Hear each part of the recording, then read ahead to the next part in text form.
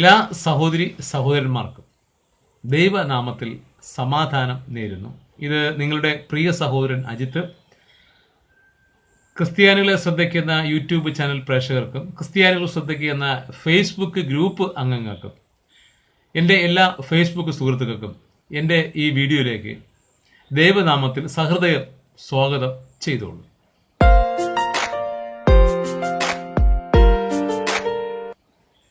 ഇന്നത്തെ വീഡിയോ ഉപവാസം എന്ന വിഷയത്തെ പറ്റിയാണ്.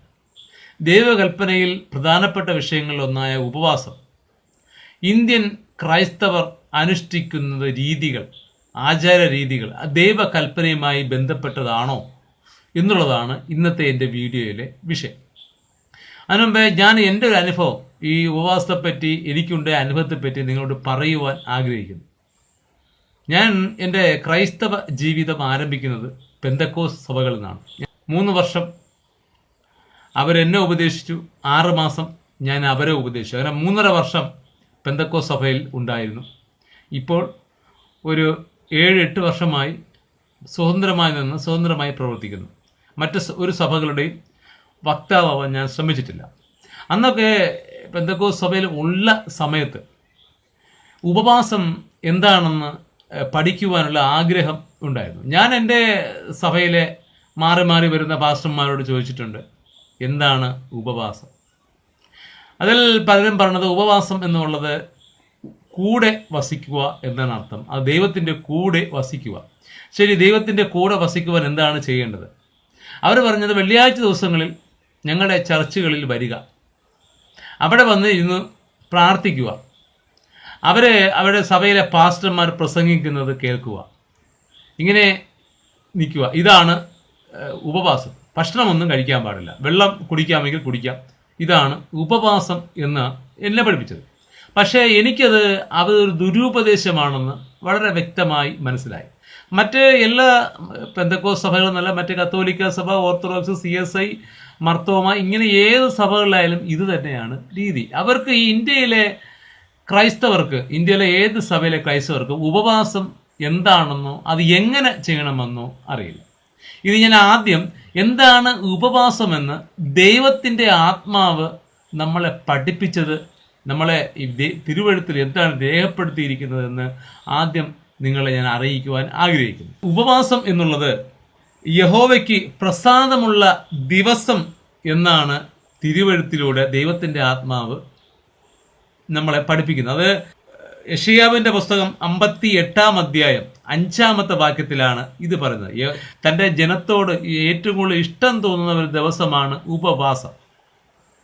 എന്നാൽ യെശയ്യാ പ്രവാചകന്റെ പുസ്തകം എഴുതുന്ന ആ കാലഘട്ടത്തിൽ അന്ന് ദുരുപദേശകന്മാരായിട്ടുള്ള ചിലർ അത് എങ്ങനെ ദൈവത്തെ ഉപവസിക്കുന്നത് പഠിപ്പിച്ചിട്ടുള്ള എങ്ങനെ പറഞ്ഞാൽ, വേഴത്തെപ്പോലെ തല കുമ്പിട്ട് ഇരിക്കുക, രട്ടും വെണ്ണീരും വിരിച്ച് കിടക്കുക. ഈ 2 കാര്യങ്ങളാണ് ഉപവാസം. അവിടെ ചുമ്മാ കിടക്കുക, ആളിനെ ബോധ്യപ്പെടുത്തിക്കൊണ്ട്. ഇത് 2 ചെയ്തു കഴിഞ്ഞാൽ ഉപവാസം ആകും എന്നാണ് അവിടെ പറയുന്നത്. പക്ഷേ അതിൽ യെശയ്യാ പ്രവാചകനോട് ദൈവം വളരെ ശക്തമായി പ്രതികരിക്കുന്നു. യെശയ്യാ പ്രവാചകന്റെ പുസ്തകം 58-ാം അധ്യായം 3-ാമത്തെ വാക്യം മുതൽ വായിക്കുമ്പോൾ ദൈവത്തിന്റെ പ്രതികരണം ഒന്ന് മനസ്സിലാക്കുവാൻ കഴിയും. അവിടെ പറയുന്നത്, ഞങ്ങൾ നോമ്പ് നോക്കുന്നത് നീ നോക്കിയിരിക്കുന്നതെന്ത്? ഞങ്ങൾ ആത്മതപനം ചെയ്യുന്നത് നീ അറിയാതിരിക്കുന്നതെന്ത്? ഇതാ, നിങ്ങൾ നോമ്പ് നോക്കുന്ന ദിവസത്തിൽ തന്നെ നിങ്ങളുടെ കാര്യാദികളെ നോക്കുകയും നിങ്ങളുടെ എല്ലാ വേലക്കാരെയും കൊണ്ട് അധ്വാനിപ്പിക്കുകയും ചെയ്യുന്നു. നിങ്ങൾ വിവാദത്തിനും കലഹത്തിനും മുഷ്ടി കൊണ്ട് അടിക്കേണ്ടതിനും നോമ്പ് നോക്കുന്നു. നിങ്ങളുടെ പ്രാർത്ഥന ഉയരത്തിൽ കേൾക്കാൻ തക്കവണ്ണമല്ല നിങ്ങൾ ഇന്ന് നോമ്പ് നോക്കുന്നത് എന്നാണ് അവിടെ പറയുന്നത്. കാരണം ഇവരുടെ രീതികളൊന്നും ശരിയല്ല. അന്ന് യെശയ്യാ പ്രവാചകന്റെ കാലഘട്ടത്ത് തന്നെ ഉപദേശിച്ച തിരുവെഴുത്താണ് ഈ പറയുന്നത്. അതായത് അടിയുണ്ടാക്കാനും തർക്കിക്കാനും അവരുടെ ജോലിക്കാരെ കൊണ്ട് പണിയെടുപ്പിക്കുവാനും എല്ലാം ചെയ്യുന്ന ഒരു ദിവസമായിട്ടാണ് അവർ ഉപവാസത്തെ കണ്ടിരുന്നത്. അങ്ങനെയല്ല. അതിൽ 5-ാമത്തെ വാക്യത്തിൽ പറയുന്നുണ്ട്, എനിക്ക് ഇഷ്ടമുള്ള നോമ്പും മനുഷ്യൻ ആത്മതപനം ചെയ്യുന്ന ദിവസവും ഇങ്ങനെയുള്ളതോ എന്നാണ് ഇവിടെ ചോദിക്കുന്നത്. തലയെ വേഴത്തെ പോലെ കുനിയിക്കുക, രട്ടും വെണ്ണീരും വിരിച്ച് കിടക്കുക, ഇതാണോ ഉപവാസം? അപ്പോൾ വീണ്ടും ചോദിക്കുക, അന്നത്തെ ആചാര രീതിയാണിത്. ഇതിങ്ങനെയാണോ എന്നാണ് ദൈവത്തിന്റെ ആത്മാവ് യെശയ്യാ പ്രവാചകനിലൂടെ സംസാരിച്ചത്. ഇതിനോ നീ നോമ്പെന്നും യഹോവയ്ക്ക് പ്രസാദമുള്ള ദിവസമെന്നും പേർ പറയുന്നത്? യഹോവയ്ക്ക് ഏറ്റവും പ്രസാദമുള്ള ദിവസമാണ് ഉപവാസം. ഈ ഉപവാസത്തെ, ഇങ്ങനെയുള്ള ഉപവാസത്തെയാണോ നിങ്ങൾ ഉപവാസം എന്ന് വിളിക്കുന്നത് എന്നാണ് ദൈവത്തിന്റെ ചോദ്യം. ഇനി ശരിക്കുള്ള ഉപവാസം എന്താണെന്ന് താഴോട്ട് പറയുന്നുണ്ട്. ഒന്നാമത്തെ ഉപവാസത്തിന്റെ ശരിയായ ഉപവാസം എന്നുള്ള ദൈവത്തോട് കൂടെ വസിക്കുന്ന രീതി എന്നുള്ളത് 58 അധ്യായം 6 വാക്യത്തിൽ പറയുന്നു, അന്യായ ബന്ധങ്ങളെ അഴിക്കുക.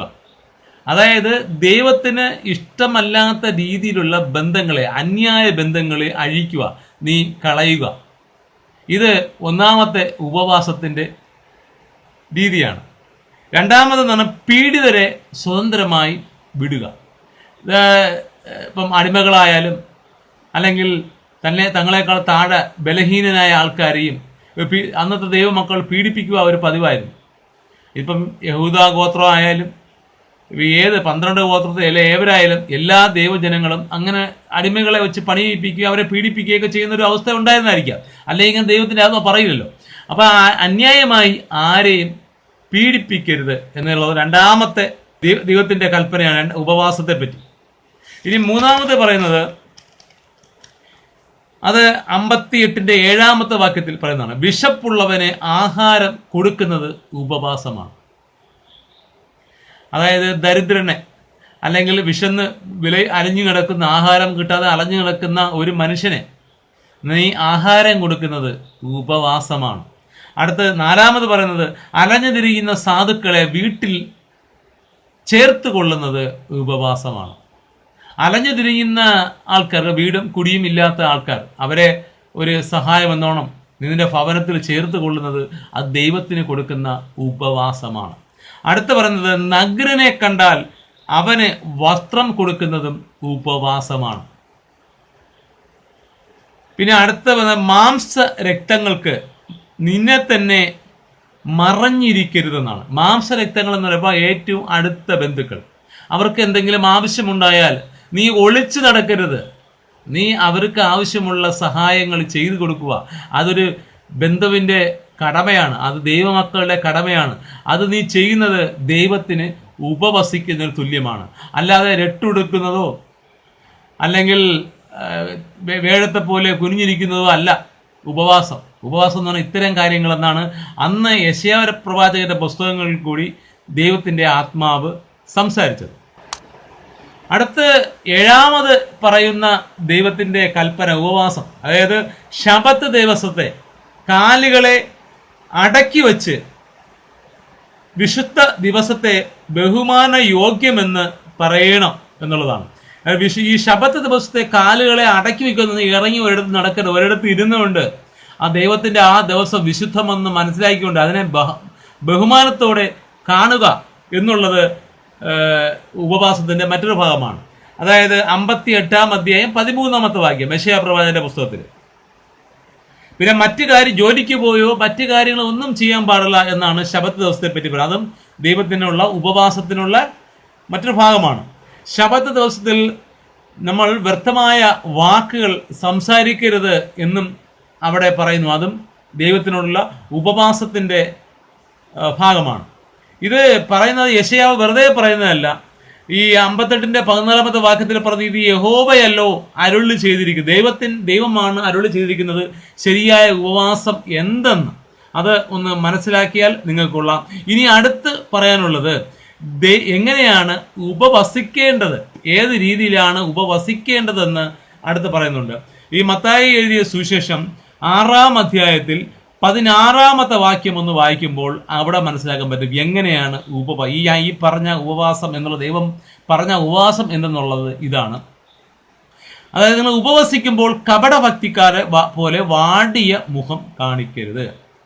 അതായത് നിങ്ങൾ ഉപവസിക്കുമ്പോൾ ഈ പറഞ്ഞ കാര്യങ്ങളെല്ലാം ചെയ്ത് നീ ആഹാരവും വെള്ളവും ഒന്നും കഴിക്കാതെ ക്ഷീണിച്ചിരിക്കുമ്പോൾ നീ വാടിയ മുഖം പുറമേ കാണിക്കുക. ശക്തമായി സ്ട്രോങ് ആയിട്ട് ആത്മാവിൽ ബലപ്പെട്ട് നിൽക്കണം.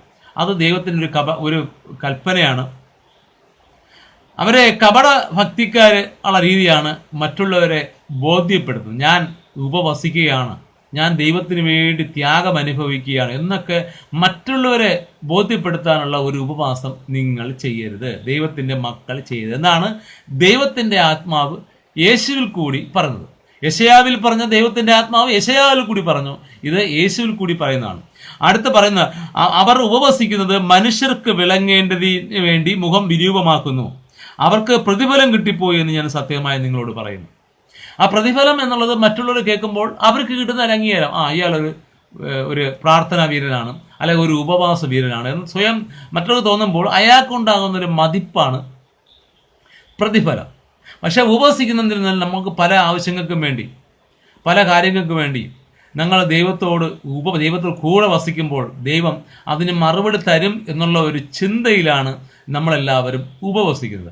ആ ഉപവസിക്കുന്നതിൽ നമുക്ക് പ്രതിഫലം കിട്ടണമെങ്കിൽ ഇതുപോലെ യെശയ്യാവിൽ പറയുന്നത് പോലെ, അല്ലെങ്കിൽ മത്തായി 6:16 മുതൽ പറയുന്ന കാര്യങ്ങൾ ഞങ്ങൾ അനുസരിച്ചേ പറ്റൂ. പിന്നെ അടുത്തവർ, നീയോ ഉപവസിക്കുമ്പോൾ നിന്റെ ഉപവാസം മനുഷ്യർക്കല്ല, രഹസ്യത്തിലുള്ള നിന്റെ പിതാവിന് വിളങ്ങേണ്ടതിന് തലയിൽ എണ്ണ തേച്ച് മുഖം കഴുകുക. അത് ഇത് ആരെ കേൾപ്പിക്കാനാണ്? ദൈവത്തെ കാണിക്കാനാണോ? ഈ ഉപവാസം ഉള്ളത് ദൈവത്തിനെ കാണിക്കാനുള്ളതാണെങ്കിൽ നീ ആ കാര്യം ദൈവത്തിനെ മാത്രം അറിയിച്ചാൽ മതി, മറ്റുള്ളവനെ അറിയിക്കാൻ പാടില്ല എന്ന് വ്യക്തമായി. തലയിൽ എണ്ണ തേച്ച് സുന്ദരനായി ഉപവസിക്കുകയാണെന്ന് മറ്റുള്ളവരെ അറിയാത്ത രീതിയിൽ വേണം ഉപവസിക്കേണ്ടത് എന്നാണ് ദൈവ കൽപ്പന. രഹസ്യത്തിൽ കാണുന്ന നിന്റെ പിതാവ് നിനക്ക് രഹസ്യത്തിൽ പ്രതിഫലം തരും എന്നാണ് അവിടെ ദൈവത്തിൻ്റെ ആത്മാവ് സംസാരിക്കുന്നത്. ഇനി പ്രിയ സഹോദരങ്ങളെ, ഇനി നിങ്ങൾ ചിന്തിക്കുക. ഇപ്പോൾ കേരളത്തിലെ ഇന്ത്യയിലെ എല്ലാ ക്രൈസ്തവ സഭ, അത് ഏത് സഭയായാലും, വിഗ്രഹത്തെ ആരാധിക്കുന്ന കത്തോലിക്ക, മർത്തോമ, യാക്കോബ അങ്ങനെയുള്ള സഭകളും, അല്ലെങ്കിൽ പ്രൊട്ടസ്റ്റന്റ് വിഭാഗത്തിൽപ്പെട്ട പെന്തക്കോസ്, ബ്രദറൻ, ഇങ്ങോട്ടുള്ള സഭകളെല്ലാം അനുസരിക്കുന്ന രീതി ലോകത്തെ എല്ലാവരെയും അറിയിച്ചു കൊണ്ടുള്ള ഒരു ഉപവാസമാണ്. കത്തോലിക്ക സഭകളിൽ കാണാം, അവരെ ചർച്ചുകളിൽ ഏതൊക്കെ ദിവസങ്ങളിലാണ് ഉപവാസം നടത്തുന്നതെന്ന് ഒരു ഫ്ലാക്സ് പരസ്യം ഉണ്ടായിരിക്കും. പെന്തക്കോസ്റ്റിൽ പരസ്യത്തിൻ്റെ ആവശ്യമില്ല. വെള്ളിയാഴ്ച ദിവസം എന്നുള്ളത് ഉപവാസ പ്രാർത്ഥനയ്ക്ക് മാത്രമായി അവരൊരുക്കിയിരിക്കുന്ന ഒരു പ്രാർത്ഥന, ഒരു ഉപവാസ ദിവസമാണ്. അത് കൊണ്ട് ദൈവത്തെ പ്രസാദിക്കുവാൻ പറ്റുമോ? ഈ ദൈവത്തിനെ വേണ്ടി നിന്നും എന്തെങ്കിലും സാധിച്ചെടുക്കണമെങ്കിൽ ദൈവം പറഞ്ഞതനുസരിച്ചല്ലേ പറ്റൂ. പ്രിയ ക്രൈസ്തവ സഹോദരങ്ങളെ, ക്രൈസ്തവ സഹോദരികളെ, ക്രൈസ്തവ സഭകളെ, ക്രൈസ്തവ സമൂഹമേ, ലോകമേ, ഒന്ന് ചിന്തിക്കൂ. നിങ്ങൾ ആരെയാണ് പ്രസാദിക്കുവാൻ ശ്രമിപ്പിക്കുന്നത്? ദൈവത്തെയാണോ? ദൈവമുണ്ടെങ്കിൽ ഈ ദൈവത്തിൻ്റെ കൽപ്പനകൾ എന്തിനാണ് തന്നിരിക്കുന്നത്? നിങ്ങളുടെ സഭയിലെ മാറി മാറി വരുന്ന പാസ്റ്റർമാരോ അല്ലെങ്കിൽ നിങ്ങളുടെ സഭയുടെ പ്രമാണ ചട്ടങ്ങളോ ആണോ ദൈവവുമായി സമ്പർക്കമുണ്ടാക്കുന്നത്? ദൈവവുമായി സമ്പർക്കമുണ്ടാക്കുന്നത് ദൈവത്തിൻ്റെ വചനം, തിരുവെഴുത്ത്, ബൈബിൾ, വിശുദ്ധ ബൈബിൾ മാത്രമാണ്. നിങ്ങൾ എന്തുകൊണ്ട് ഈ ബൈബിളുകളെ വിശ്വസിക്കുന്നില്ല? ഈ കള്ളന്മാരും പൊട്ടന്മാരുമായ ദുരുപദേശികളായ ഈ മനുഷ്യരുടെ വാക്ക് നിങ്ങൾ എന്തിന് ചെവി കൊള്ളുന്നു? എല്ലാ ക്രൈസ്തവരുടെയും ലക്ഷ്യം എന്നുള്ളത് നിത്യജീവനാണ്. സ്വർഗത്തിൽ യേശുവിൻ്റെ വലതുഭാഗത്ത് ദൈവത്തോടൊപ്പം ഇരിക്കുവാനുള്ള മഹാഭാഗ്യത്തിന് വേണ്ടിയാണ്. അതോ നിങ്ങൾ മറ്റ് ജാതികളെപ്പോലെ തന്നിഷ്ടപ്രകാരം ജീവിക്കുവാനും വല്ല വായി നോക്കികളും പരന്ന് കേട്ട് ജീവിക്കുവാനും ആണോ? പിന്നെ എന്തിന് ക്രൈസ്തവ ജീവിതം? ഇഷ്ടം പോലെ വേറെ എന്തെങ്കിലും പേരിൽ ഒരു ക്ലബ്ബുകൾ ഉണ്ടാക്കിയാൽ പോരെ? ഓരോ ക്ലബ്ബുകൾ, ക്രൈസ്തവ ക്ലബ്ബുകൾ. പ്രിയ സഹോദരങ്ങളെ, നിങ്ങൾ ഇനിയെങ്കിലും ഒന്ന് ബുദ്ധിപൂർവം ചിന്തിക്കൂ. യേശു ശിഷ്യന്മാർക്ക് കൊടുത്തേക്കുന്ന ഏറ്റവും വലിയ കൽപ്പനയാണ്, നിങ്ങൾ തിരുവെഴുത്തുകളെ തിരിച്ചറിഞ്ഞില്ലെങ്കിൽ തെറ്റിപ്പോകുക. അതുപോലെ ബുദ്ധിയില്ലാത്ത കോവർ കഴുതകളെ പോലെ ആകരുതും എന്നും പറയുന്നുണ്ട്. ഇനി പറയൂ, ഇനി പറയുവാനുള്ളത് നിങ്ങൾക്കാണ്. പ്ലീസ് ഈ വീഡിയോ ഇതുവരെ കണ്ടതിൽ എല്ലാവർക്കും ഞാൻ ദൈവനാമത്തിൽ നന്ദി അർപ്പിക്കുന്നു. എൻ്റെ ചാനലിൽ സബ്സ്ക്രൈബേഴ്സ് കുറവാണ്. യൂട്യൂബ് ചാനലായാലും ക്രിസ്ത്യാനികൾ ശ്രദ്ധയ്ക്ക് എന്ന ഗ്രൂപ്പ് ആയാലും നമുക്ക് യൂട്യൂബ് വഴി അനേകം പ്രേക്ഷകരെ എത്തിക്കേണ്ടതുണ്ട്. അതിന് സബ്സ്ക്രൈബേഴ്സ് വളരെ കുറവാണ്. താല്പര്യമുള്ളവർ സബ്സ്ക്രൈബ് ചെയ്ത് ദൈവവചന ശുശ്രൂഷയിൽ നിങ്ങളും പങ്കാളിയാവുക. വീണ്ടും കാണാം. Good bye.